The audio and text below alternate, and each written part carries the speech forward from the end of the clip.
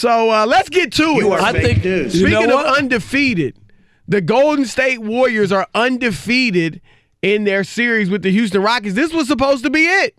This was supposed to be the Western Conference Finals, if not the NBA Finals.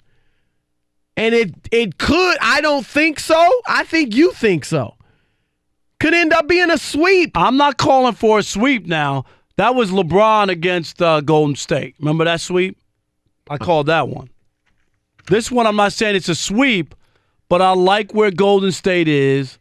I like what they've been able to do. I do. Up 2-0? No, but they're That's 2-0. a hot take. No, you went out on a limb on that. But I like where they are. 2-0, the way that they've gotten things done. And if you were Houston, after losing game one and feeling like, kind of got jobbed and you were close, right? But you got jobbed, you could have come out and tried to steal that. And I get it, Harden with the eye. And I'm glad you brought up the eye because to me, you got both eyes too scraped. many people are talking about the eye. I actually think some people have made it an excuse. I've heard people making an excuse. He shot his Rockets best fans are making an excuse. Percentage in the postseason in that game. 9 for 19, which for him, he had been shooting 36% in the playoffs. So he did great. So I don't want to hear about James Harden's injury is why Houston lost the game. Chris. When he was out, they outscored the Warriors when he was off the floor. He also had 13 points in the fourth quarter on 5 for 7 shooting. So I can't see that. How about what did they have, 17 or 18 turnovers? 17 turnovers. 17 turnovers and 18 offensive rebounds for the Warriors. Yep. That's why I think the game was lost. I don't think it was Harden. And I'm not sure. Well, I'm sure it would be nice if he didn't. Maybe he would have had 35 or 38 points with the eye gouges. Chris, I got my eye on you, but I don't understand why. Edit that one out. Edit that what? part No, out. no. I don't even know what that meant. What? I got my eye on you. Because he said his eye was scratched. He said, and then he had the nerve to go after. My eye is everything's blurry. 5 for 7, and he knocked down the threes. Here he is saying it. Can you take us through the injury, how you dealt with it, how painful it was, and how difficult was it for you to get back out there, and what was it like playing with it? It hurt. I can barely see, but just try to go out there and help my teammates. You know what? Look, was that the equivalent of LeBron coming to the post-game press conference with the cast on? You know what? I think that Harden made a mistake. He should have came with a wrapping around his eyes, like all the way so he couldn't see anything. Like one eye patch would have worked. Or, an eye patch like a pirate, and he should have come in, and he should have had like either somebody with Braille or something up front, like, can you please submit your questions in Braille? That's what I would have said to the reporters, Chris. That would have been funny. You know what? That would have been funny. I'm not going to rip James Harden just because, look, it's not a great look, I will admit, sitting there in the press conference, kind of not facing the reporters with your hand over your head and your head down, and then saying, I can barely see, when you just hit 13 points to your point in the fourth quarter and had your best shooting performance all in the playoffs, postseason. right? You made 8 of 9 free throws. So it's not a great look, but I don't know. I mean, it was a nasty situation. He's cut over both eyelids, or at least one of the eyelids. He's bloodshot in both eyes. So, and you saw him squinting throughout the game. I do think it was a tough situation for him. And I do give him props for fighting through it. I'm not going to rip him. I'm with you on that. There's no reason to rip him for the guy to go out there. Any kind of blood, and I know one of them was on the eyelid. One was on the eyelid. That's where the blood. And the blood is that where the blood down. came from? Yeah. The eyes weren't bleeding. They were just bloodshot. But the blood was coming down. Right. And I get it. I mean, is that hard to play? Sure. But it didn't seem to affect him. He was knocking down some of those his patented step-back threes, right?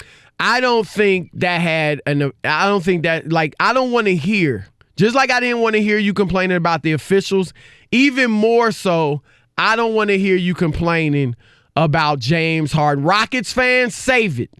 All right? Don't bring it up.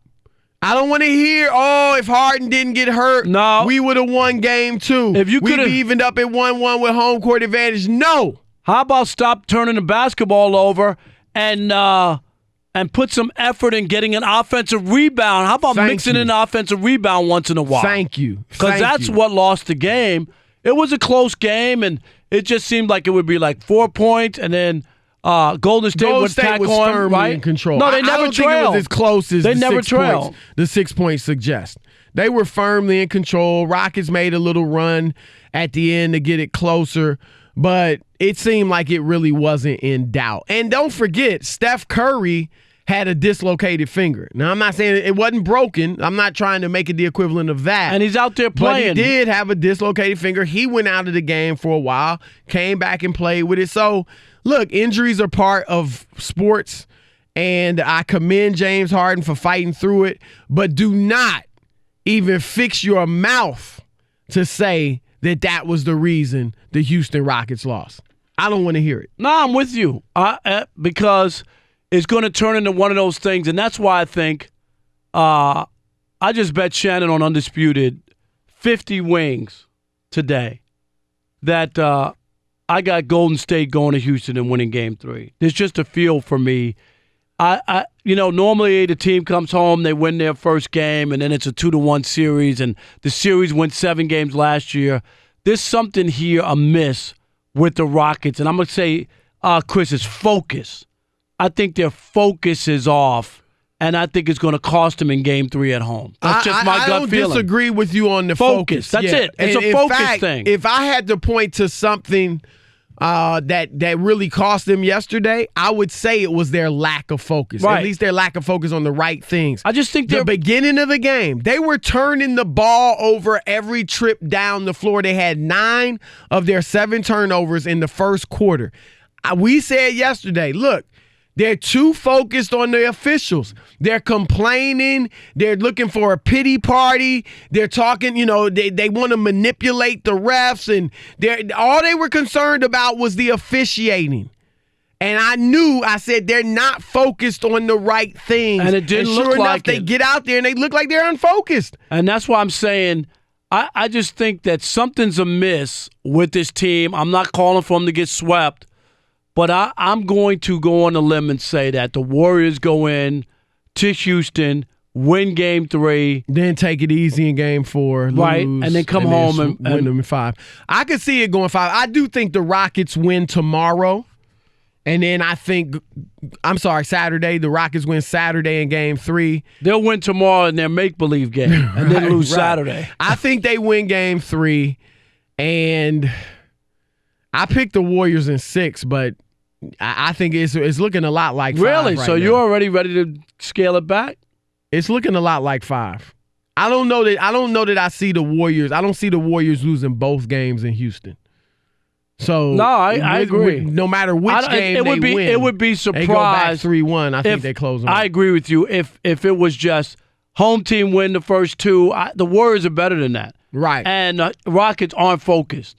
No unless they really get their act together come Saturday, and I'm not saying it's going to be, if I'm the Warriors, I'm going for that game. I'm going for the juggernaut. No, I agree. Go all out. Because then you can take it easy. Not that you purposely would lose Game 4, but you can, it's over. Right, because then they have to win 4 straight. And the Rockets know it's over. That's what I'm saying. You might sweep them. I'd be like, you know what? Let's go get this one. Don't lay up. Don't give up. I agree. And allow them to get back in the series. Take Game 3.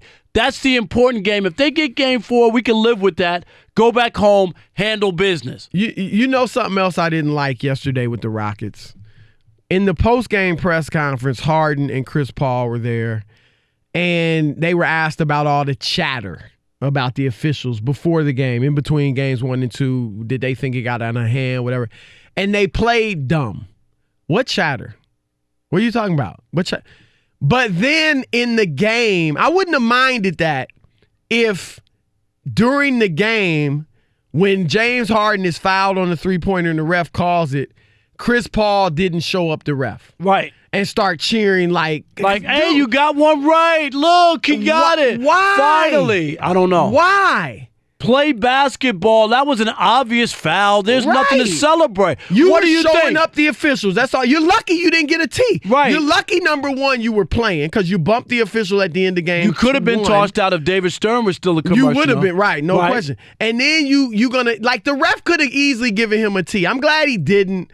But he could have given him a T for that. You were showing up the ref. And on that play, and you're losing. What are you doing? But that was just so obvious. What is? There's no debate on that. Right. That was a foul. I don't think if that doesn't get called, then you have a right to make a big stink. Yeah. Because that's an obvious foul. There's no question about it. Yeah, I just think, man, the Rockets, like, and that goes to your point, lack of focus. That's focused on the wrong things. That's why the last thing I'm thinking about is showing up the ref. That's why I don't feel good about. That's why I don't feel good about them. I'm with you. 877-99 on Fox. 877-996-6369. Your turn to call in, all you Rockets fans, all you Warriors fans, all you NBA fans, period. What'd you think of the game last night? Are the Rockets in? Is it over? Let's start with Rob in Carolina. Rob, what's happening? Yo, what's up? What's Rob up? Parker. You gotta have the Rob Parker. Gotta have the structure. But listen, man, I love y'all show, man. Thank you. It's over for the Rockets, man. You hear me? It's over for the Rockets, and this is why. CP3 carried them through last season. How many years in a row does James Harden have to choke before you declare him a choke artist? He did it the first Golden State Rocket series when they lost in 5. He did it the Portland series. He did it last year. He's choking this year. How do you say he's choking? He had 29 points because last year. all of his numbers are down. Every single last percentage is down. That's not me. Last night with bad eyes, he gets 29 points on 9 and 19 shooting, 7 rebounds. Which is not the type of games that he's been showing us during the regular season. He's been showing us 35 and 50. Well, he's been showing us 50-point triple-doubles. I don't expect him to average 36 in the playoffs. I'm sorry. Okay, Michael but Jordan didn't do that. I expect him to do more than a 29-point performance. That's not choking. Barely, If you want to say that's not performance. choking, though. But Rob, that's not choking. Rob, you got to be honest too. Come on, man. You can't have 18 turnovers, 17 turnovers, and 18. Give up 18 offensive rebounds. I mean, that changed the balance of the game. Did he choke last year? I don't think he choked. They just got beat. Choked last year. Rob. When did he choke? Rob. I'm asking you when. Now he's choked before. Don't get me wrong. Against San Antonio, Game 6 in Houston. Yeah, he choked. He has choked. 2-4-11. He has. But I'm trying to remember last year. I don't know that he did last year. Hey Rob, thanks for the his support. Second guy got thanks hurt. for the call too. Appreciate Let's it. What go about to Lavelle in North Carolina? Lavelle, what's happening? Hey, what's going on, Chris and Rob? What's happening? Great to hear you guys again. Hey, what's going on? Hey, Chris, real quick, I saw your post on Instagram about your daughter. I want to say a huge congratulations to your daughter. Many blessings to your family. Thank you, man. Yeah, I appreciate saw that. That was real nice. Thank you. No problem. She got my brains. Is that right? That's Thank good. God, not Good. your My look. wife's brains. That's all we ask for in this world. Right. Yes. About this Warriors and Houston thing, I don't think it's a sweep yet, but my broom is in the closet just in case. This does not look good. My thing about the Rockets is, with all their complaining about all these fouls in Game 1, here comes Game 2. I watched that game. Most of the calls went against the Warriors in the Rockets' favor, and yet you still couldn't win. Yeah. You still couldn't beat them. I hear you. I mean, That's the thing, because the third quarter, particularly the third quarter, most of those calls went against the Warriors. Yet they were still beating them. Yep. No, I agree. They made a mistake by getting so caught up in the officiating in game after Game 1. And it wasn't just the players. I don't even think it was primarily the players. But it was from the top down, from your GM Daryl Morey to your coach Mike D'Antoni, and then the players did their part as well. Let's go to Sean in Riverside, California. Sean, you're on with the Odd Couple. Hey, what's up, y'all? Y'all are the best show on FSR. You know that? Thank you, Sean, my man. We that's appreciate very, that. very nice. Appreciate appreciate it. Hey, real quick, though, I'm going to say, the Rockets, man, they're overrated, bro. I'm going to tell you straight up. I think that Milwaukee, Boston, both better teams.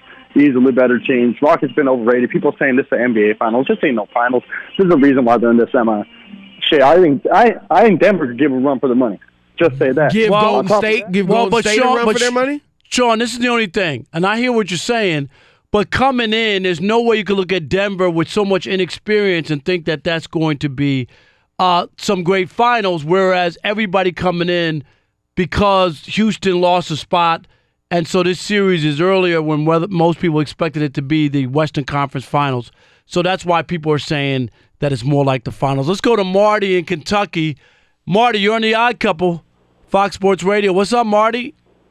I'm doing good this Worship Wednesday. How about you guys? Oh, We're great, amen. brother. Oh, We're great. man.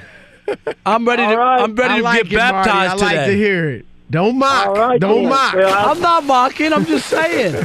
I never want to. Go ahead, Marty.